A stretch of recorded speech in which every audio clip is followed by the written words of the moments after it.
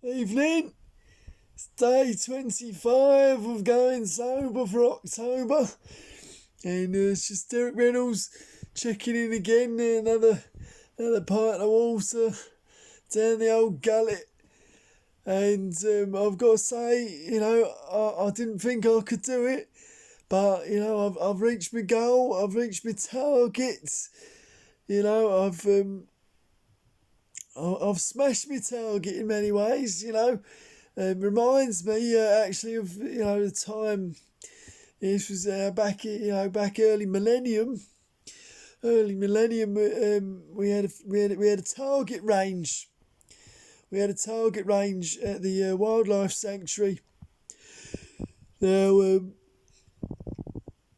and this was when we were trying to drum up, some extra tourism. There was obviously there was the butterfly flu going round, so people didn't want to visit in case they thought that because there was rumours going round that if the butterfly flu got you, it turned you mad, made you think you could fly, and you had people trying to cocoon themselves. But obviously that was all rubbish. There was no truth. No truth to it. But, I mean, there was a couple of guys, of course there were. There's always someone who's trying to cocoon themselves. Whether it's in a sleeping bag or like a dry wall, or a cellophane bag, or a shower curtain, or or a man from Dundee. You just don't know. But it's generally if people aren't trying to, people are fine. And if someone is trying to cocoon themselves, it might not be because they've got the butterfly flu. Now, there's the target range. So there was this target range, at the wildlife sanctuary, and the kiddies paid, they paid a couple of quid, and they had a couple of goes. And if you hit the bullseye, you won a butterfly.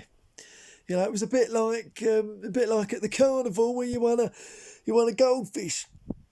Now, of course, the problem with this is that I put my mate Peter from the garden shop in charge of the archery, and well, number one, that was the first mistake, putting him in charge of it.